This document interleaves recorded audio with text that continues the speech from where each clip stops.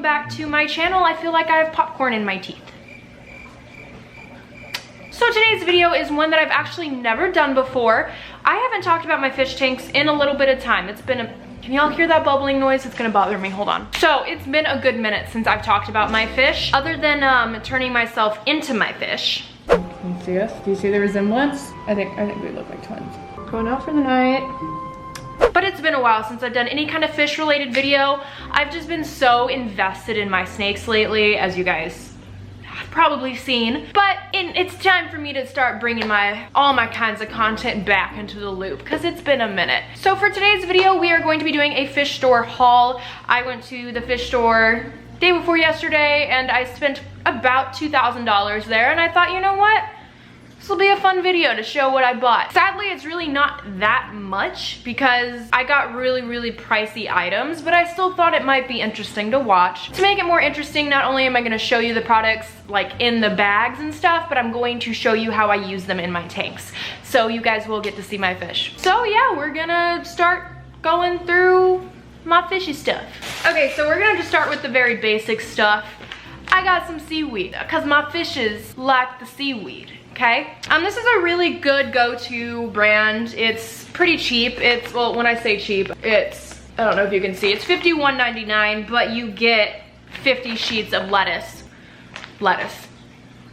It's $51.99, but you get 50 sheets of seaweed, so it's about $1 per sheet, which I think is a pretty good price. This one, I believe, does have garlic. Yes, this one has garlic in it. Garlic is a good incentive for picky eaters and things like that. If you have a fish that's not super prone to eating or ones that are a little hesitant, garlic is just a really potent flavor that really makes them want to eat. So I really like this. It's good for all my fish, the non-picky eaters and the picky eaters. My absolute favorite kind of seaweed actually is this Rod's Food. I don't know if you guys can see with the bad glare. I love this one, but it's $13, so it's pretty expensive for what you get. But I do get it when I'm there. I like it because it has green seaweed, but it also has red and purple, so I can switch it up for my fish sometimes. I know that the red seaweed, the red seaweed is really high in nutrients. It has a lot of protein in it, so I really like this for my fish, but it is a little pricier. It's $13 for this small pack, while this gets you 50 big sheets for $50. Basically, I think you get more for your money with this kind, but I really like this kind. Before I continue, I did get all of this stuff at my favorite store in San Antonio called AQUARIUM Designs. I do have some footage, I think, of me going around in there, so I just wanted to show you it real quick because I do really, really like this store. So we'll check that footage out really fast. Transition. That big enough? For a beta? No.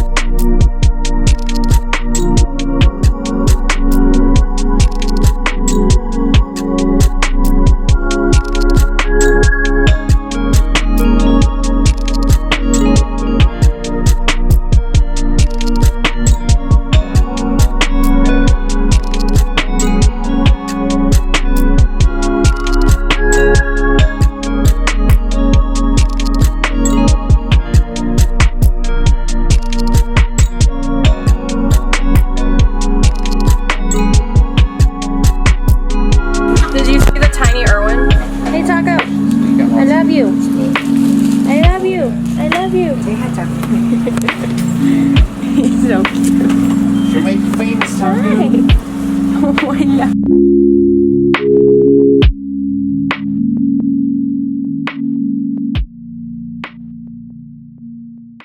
Okay, so next up, I have a GFO reactor and a carbon reactor in my fish tank.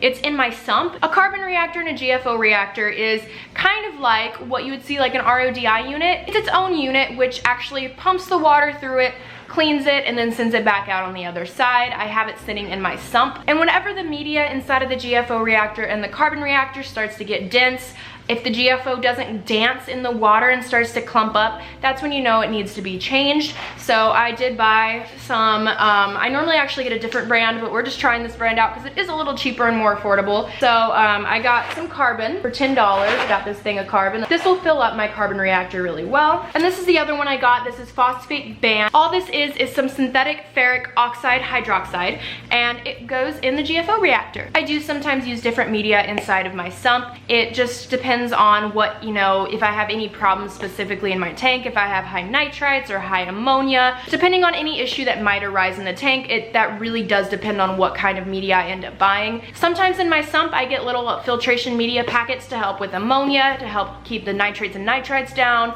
But other times, if I'm not having any issue in my tank, then I don't see the need to put it in there. So it really just depends on how my tank is doing. It's really important to make sure you change out the carbon regularly, because if you leave the carbon in there after it gets old, it will actually start to leach back into the water. It will actually start to leach back into the water, which is not good. You can get all of that bad, dirty water leaching right back into the tank, and that's definitely dangerous and toxic and not good. So you definitely want to keep up with your media and make sure it gets changed out regularly. So next up, I actually already set up this one thing, so I filmed myself showing it before I set it up. It was a used Kessel light. I believe it was a 380. Let me double check. It is a Kessel 360 tuna blue, so it is for saltwater tanks. The light that was on my 50-gallon tank just was not good. It was a very crappy light. All right, so I bought a used Kessel that we're gonna set up on my smaller tank because it has really terrible lighting and I want to upgrade the lighting. All right, so this is a Kessel A360. It's a tuna blue, and we're gonna go ahead and set it up on this tank because this tank has a little nim in it that lately has been looking a little bleached, and I just think she needs some stronger lighting. I just don't think it's doing her justice, the lighting that's in here right now. And then we have that maroon clown that I've had since forever. She's still going strong. So anyway, as you can see, looks a little bleached, so we're gonna fix it up.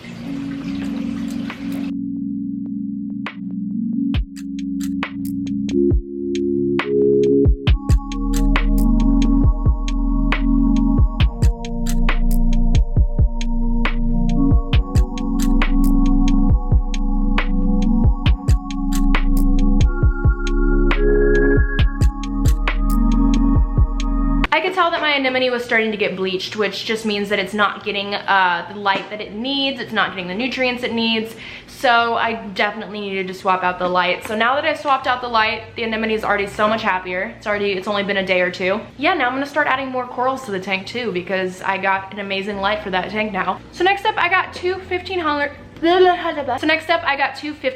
gallon per hour hydrocorollas.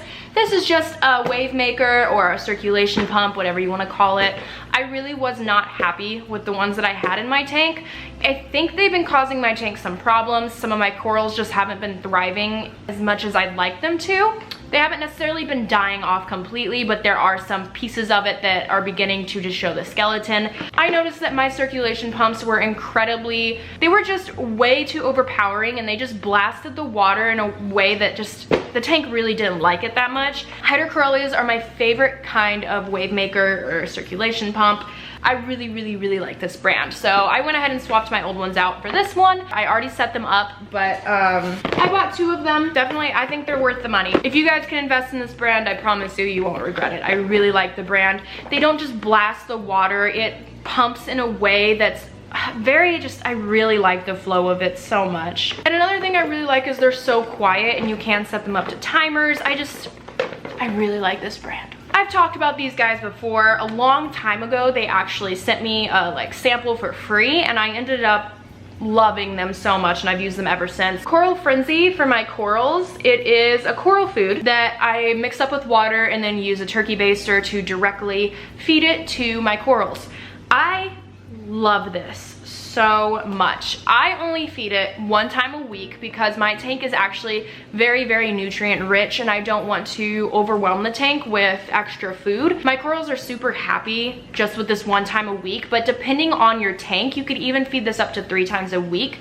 If your tank is newer and you don't have a lot of nutrients for your corals already naturally in your tank, this is a really great way to make sure they're getting the food they need. But my tank is very well established and, like I said, very rich in nutrients. So if I did this honestly any more than once a week, it would probably end up putting way too much waste in the tank and I would end up getting algae and just bad nitrate and ammonia, and I like to stick to once a week. It's good. But I love this brand, and depending on what kind of, oh, that glare though, I would fail as a beauty guru. How would I ever show my products? This food is really good, and they also have different pellet sizes. Where's that focus? Where's that focus? Where's the focus? I know you could do it, buddy. I know you can do it. There we go. $30.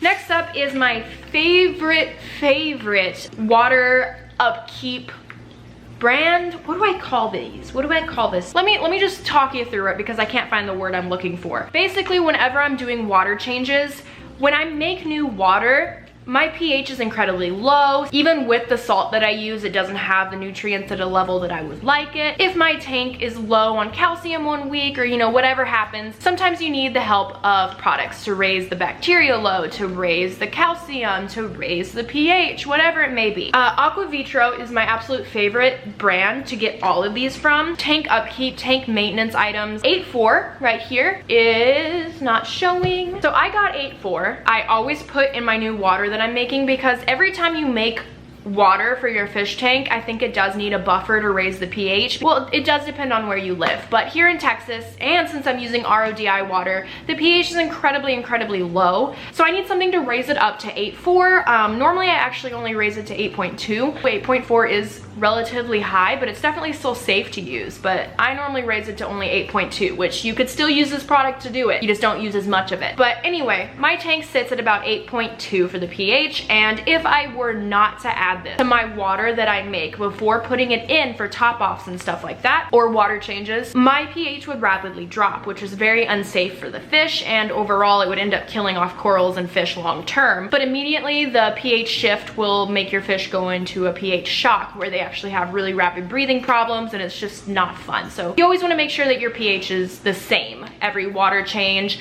or every top off. You want to keep your pH at the same level. If you do find yourself needing to raise or lower the pH, you want to do it very gradually. You don't want to do it all at once and send them into a shock. So anyway, I love this. I always have it.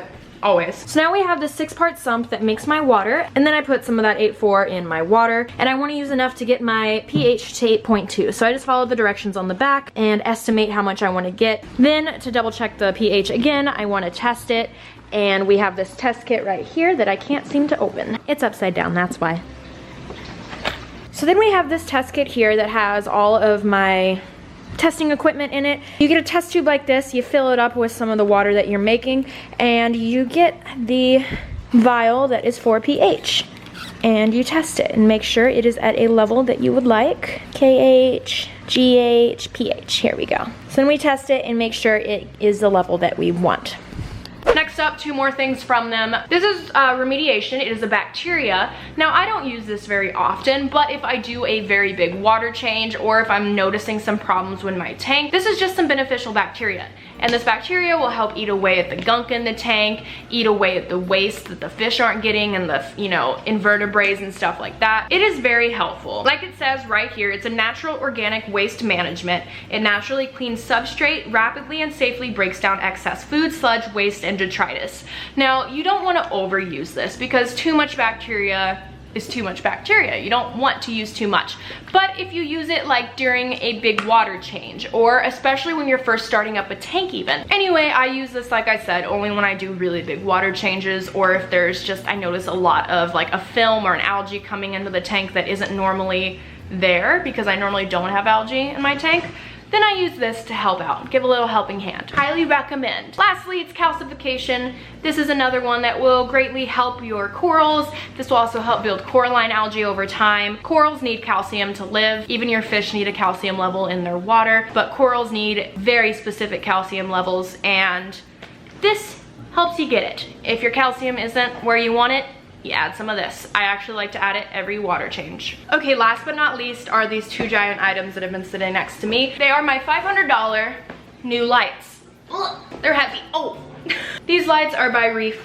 These are the Photon 32 V2. They are super cool. I got two of these, one right here, one right there. The funny thing about this is these lights are actually less expensive than the lights that I have currently running in that tank. But I've actually found myself to have some issues with these lights, and I don't know why. They are very highly rated. I have Kessil AP700s in my tank, and I have two of them. I don't know what it is about them, but I'm having a lot of problems with them. My corals just do not seem happy with it. They don't seem to be getting what they need from them. I don't know why, and I'm sure everyone and their mother will have some opinion that knows about these lights and say that I'm probably doing something wrong, or I don't know. I've been in contact with my local fish store, which is Aquarium Designs, and they've been working with me, and they really do believe that I should try different lights. So we're gonna be taking my other lights down. We're gonna be putting these up. But I also got this controller. This is just so I could set up the light. Here it is.